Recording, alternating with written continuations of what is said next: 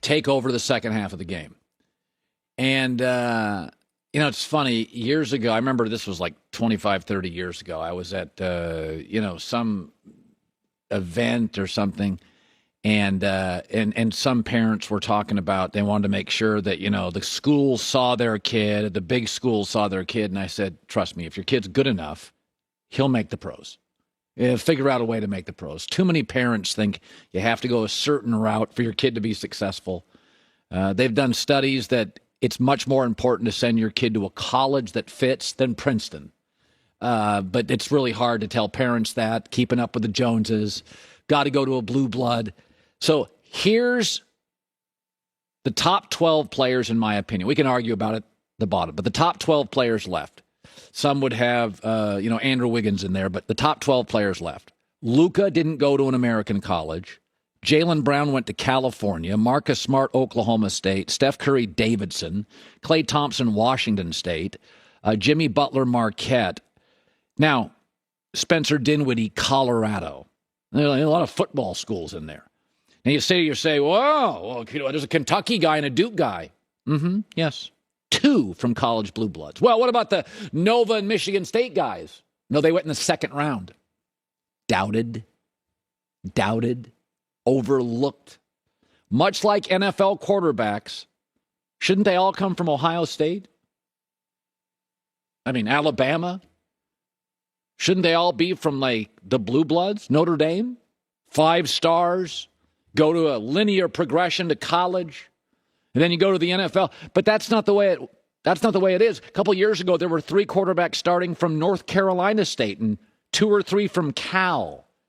Because to be a professional athlete is not just about talent. It's about intelligence. It's about cohesiveness and maturity. And it's about toughness. Pro sports are hard and they're tough. And Jimmy Butler's tough. And Draymond Green is tough. And Jalen Brunson is tough. Of the top 12 players in the game right now, still playing, 0 are number 1 picks. 0 are number 2 picks. Of the 4 guys from blue blood basketball programs, 2 were overlooked. They're second-round guys. And it just goes to show you, once again, you would think you see this all the time in the NFL. Look at all the great quarterbacks. Russell Wilson, 3rd round, Wisconsin. Tom Brady, 6th round. Joe Burrow had to transfer. Big Ben, Miami of Ohio. Aaron Rodgers, Junior College. Matt Ryan, Boston College. Dak, 4th round. Jalen Hurts, 2nd round, doubted. Drew Brees wasn't offered by the Texas schools, had to go to Purdue.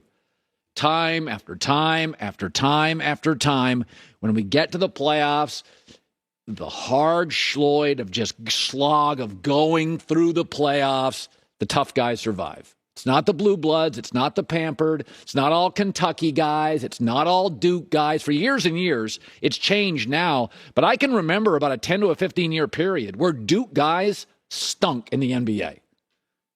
I don't even need to mention names, but they were getting overdrafted because they were Duke guys. But Duke guys had the best coach, like Alabama players have the best coach. And the quarterbacks at Alabama never get hit. And the wide receivers at Alabama, there's 3, so you can't double any of them. In college, the blue blood programs, you have the best players, the best coaches, the best facilities, the most time to throw as a quarterback. It doesn't work that way in the NFL. And so I thought it was interesting.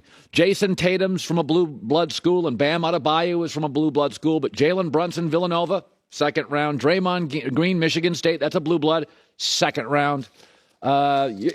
You'll get there, but toughness is undervalued. Mettle, coachability, chip on the shoulder, totally undervalued. The CFOs that get it. The CFOs that don't. Head to NetSuite. I imagine a little bit of a glorious night for you watching Boston stumble in the second half, specifically the third quarter. Well, listen, I'm not anti-Celtics to the level I once was. I thought Danny Ainge was running a bit of a Ponzi scheme, always talking about the future, and now he's gone. And by the way, Tatum and Brown were his, give him credit. Now, one would argue Brad Stevens in a summer made better moves than Danny Ainge had made in the previous 5 years, flipping Kimba for Al Horford. That seems to have worked out quite well. But I'm not as anti-Boston as I once was. But here's what I liked about what I saw last night. And Colin, we acknowledge in the NBA all the time that there are guys that are legendary regular season performers. Yeah. That flatly every year in the playoffs get a little bit worse. Yes. Karl Malone was one of these guys. Yeah. Karl Malone's regular season resume is one of the, 8 greatest players ever. His postseason resume is not that, so he gets dinged. Obviously, James Harden is one of those guys. We don't ever talk about the reverse. What about the only actual playoff Jimmy in sports? Not the beloved Jimmy Garoppolo, but Jimmy Butler. A guy who in the regular season, how about this, Colin? In the last 6 years, Jimmy Butler in the regular season has 0 40-point games. But in the last 3 playoff runs, he has 5 of them. Yeah. A guy who went toe-to-toe with LeBron for the first 4 games of an NBA Finals. Last year, obviously, was bad for the Heat. And now this year, he just annihilated Jason Tatum and the Celtics all on mid-range jumpers and free throws. So, I have a lot of respect for what the Heat have built. I have a lot of respect for them fighting for the 1 seed. And I have a lot of respect for Jimmy Butler, who doesn't really seem to care about much other than get me to the playoffs and see what I can do. Yeah. And, I thought that third quarter was a tour de force. They played perfect defense for 6 minutes and flipped the game. And, Colin, by the way, if the Heat had lost that game, what's the narrative? Oh, my God, they lost at home. Boston didn't have Smart or Horford. The Heat are sunk. Now the Heat feel like they're in good position to win the series. All right, so you were very early on this. Very early on Luka and Dallas being the dark horse. The earliest. The earliest, exactly. Not early. Not the dark horse, the favorite. Okay. I picked them to go to the finals 2 months ago. Tried to get you to ride with me. You didn't want to do it, but go ahead. So. All right. So you have them, I imagine, beating Golden State, which has far more offensive depth. They've got far more playoff experience. Many would argue the elite coach. Yeah. What is it about you like Dallas to win this series? Oh, yeah, I like Dallas to win this series, and I like Dallas to win this series easily. I think it's Dallas in 5. Here's the deal, Colin.